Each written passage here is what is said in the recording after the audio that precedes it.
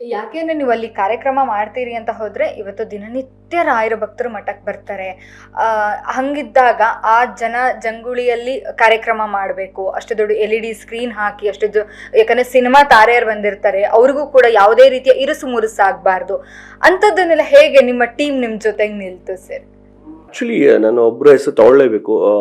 ನಾರಾಯಣ್ ಅಂತ dream event Mysuru team. So ಅದು ಕೂಡ ಒಂದು ರಾಯರ ಇದೆ ಅಂತ ಹೇಳ್ಬೋದು. ಯಾಕಂದ್ರೆ ಬೆಂಗಳೂರಲ್ಲಿ ಬೇಕಾದಷ್ಟು ಈವೆಂಟ್ಸ್ ಕಂಪ್ನಿಗಳಿದೆ. ಅದೇನೋ ನನ್ನ ಸ್ನೇಹಿತ ದರ್ಶನ್ ಅಂತ ಪಾಪ ಅವನು ಫುಲ್ ಶೂಟಿಂಗಲ್ಲಿ ಆಗಿರ್ಬೋದು, ನನ್ನ ಜೊತೆ ಯಾವತ್ತೂ ಇರ್ತಾನೆ ನನ್ನ ತಮ್ಮನ ಥರ. ಅವನು ಅದನ್ನ ರೆಫರ್ ಮಾಡ್ದ, ಡ್ರೀಮ್ ಕಂಪನಿ ನಾರಾಯಣ್ ಅಂತ. ಅವ್ರದ್ದು 1.5 ಎಕರ್ಸ್ 2 ಎಕರ್ಸ್ ಅಲ್ಲಿ ಇದೆ. ನನ್ಗೆ ಅವ್ರು ಕರೆದ್ರು, ಅವ್ರ ಆಫೀಸ್ ಬಂದಿದ್ದು. ನಾನು ಆಫೀಸ್ಗೆ ಹೋಗ್ತಾ ನೀನು ಕೇಳಿದ್ರಿ ದಿಸ್ ಇಸ್ ಆಫೀಸಾ ಗೋಡನ್ ಅಂತ. 2 ಎಕರೆಗಳು ಇದೆ, ಎಲ್ಲ ಅವ್ರದ್ದು ಓನ್ ಹೌಸ್, ಓನ್ ಎಕ್ವಿಪ್ಮೆಂಟ್ಸು. ಅದನ್ನ ಅವ್ರು ಕೊಟ್ಟರು. ಸೊ ಇವತ್ತು ಆ ವೇದಿಕೆ, ಭವ್ಯ ವೇದಿಕೆ ಅಷ್ಟು ಸುಂದರವಾಗಿ ಕಾಣಕ್ಕೆ ಅವ್ರದ್ದು ಒಂದು ಸಪೋರ್ಟ್ ಆ್ಯಂಡ್ ಆ ಒಂದು ಯಾವುದೇ ಕೊರತೆ, ಯಾವ್ದು ನಾನು ಬೇಕು ಅಂತ ಹೇಳಿದ್ರು ಇಲ್ಲ ಅಂತ ಹೇಳಿಲ್ಲ, ರೆಡಿ ಇತ್ತು. 4-5 ಇಲ್ಲಿಂದ ಎಲ್ಲ ಅಲ್ಲಿಗೆ ತೊಗೊಂಡು ಹೋಗ್ಬೇಕಂದ್ರೆ ಅಲ್ಲಿ ನಿಮ್ಗೆ ಯಾವುದು ಸಿಗಲ್ಲ. ಆ್ಯಂಡ್ ಸಿಕ್ಕಿದ್ರು ಈ ರೀತಿ ಕ್ವಾಲಿಟಿ ಆ್ಯಂಡ್ ಇದಿರಲ್ಲ. ಸೊ ಅವರೆಲ್ಲ ಅದ್ರಲ್ಲಿ ಲೋಡ್ ಮಾಡ್ಕೊಂಡು ಬಂದಲ್ಲಿ ನಾನು ಏನು ಕೇಳ್ತೀನಿ ಆ ಟೈಮಲ್ಲಿ ನನಗೆ ಹೆಂಗೆ ಬೇಕೋ ಅದನ್ನು ಸಹಕರಿಸಿದ್ರು. That is one of the major ಸಕ್ಸಸ್ಗೆ ಅಂತ ಹೇಳಕ್ಕೆ ಇಷ್ಟಪಡ್ತೀನಿ.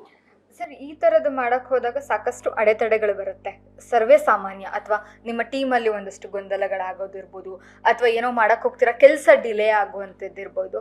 ಸೊ ಈ ಥರದ್ದು ನಿಮ್ಮ ನಡುವೆನೂ ಆಗಿತ್ತಾ? ಸಾಂಗ್ ಮಾಡಬೇಕು ಅಂತ ಹೊರಟಾಗ ಅಥವಾ ಯಾವುದೇ ಅಡೆತಡೆಗಳು ಇಲ್ದೇ ನೀವು ಇದನ್ನು ಮಾಡ್ಕೊಂಡು ಹೋದ್ರಾ?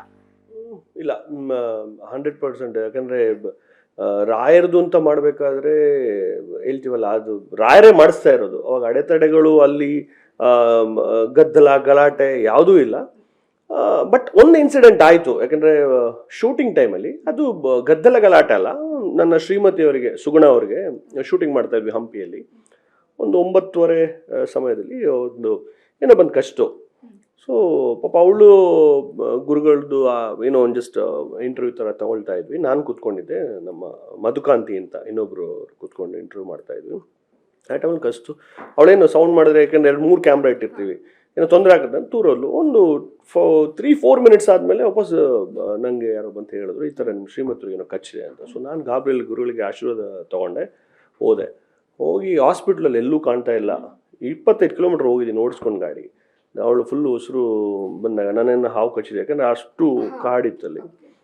ಆಮೇಲೆ ಡಾಕ್ಟರ್ ಕರ್ಕೊಂಡು ಆದಮೇಲೆ ಚೇಳು ಕಚ್ಚಿರೋದು ಅಂತ ಹೇಳಿದ್ರು. ಸೊ ಒಂದು 1 ಅವರ್ 2-3 ಇಂಜೆಕ್ಷನ್ಸ್ ಎಲ್ಲ ಕೊಟ್ಟಮೇಲೆ ಸರಿ ಆದರು. ಅದೆಲ್ಲ ಒಂದು ರಾಯರ್ ಕೃಪೆ. ಅದು ಬಿಟ್ಟರೆ ಅಂಥ ಇನ್ಸಿಡೆಂಟ್ಸು, ಏನು ಬ್ಯಾಡ್ ಇನ್ಸಿಡೆಂಟ್ಸು ಯಾವುದೂ ಆಗಿಲ್ಲ. ಇದು ಆಗಿದ್ದೆಲ್ಲ ಒಳ್ಳೇದಕ್ಕೆ ಅಂತ ಹೇಳ್ತಾರೆ. ಮತ್ತೆ ಯಾರೋ ಹೇಳ್ತಾ ಇದ್ರು ದೊಡ್ಡವರೆಲ್ಲ, ಚೇಳು ಕಚ್ಚಿದ್ರೆ ಇನ್ನು ಒಳ್ಳೇದು ಬಿಡು, ಲಕ್ಷ್ಮಿ ಬರುತ್ತೆ ಅಂತ. ಸೊ ಆಗಿರ್ಬೋದು, ಅದು ಒಂದು ಒಳ್ಳೇದೇ. ಬ್ಯಾಡ್ ಇನ್ಸಿಡೆಂಟ್ ಅದು ಯಾವುದೂ ಆಗಿಲ್ಲ. ಗುರುಗಳು, ರಾಯರ ಆಶೀರ್ವಾದ ಮುಂದೆನೂ ಇರುತ್ತೆ. ಸೊ ಲೆಟ್ಸ್ ಸಿ ಏನಾಗುತ್ತೆ. ಇದು ಎಲ್ಲಿಗೆ ಇಷ್ಟೇ ಇಲ್ಲ, ಇನ್ನೂ ಸಮುದ್ರದಷ್ಟು ದೊಡ್ಡ ಮಟ್ಟಕ್ಕೆ ಹೋಗುತ್ತೆ ಅಂತ.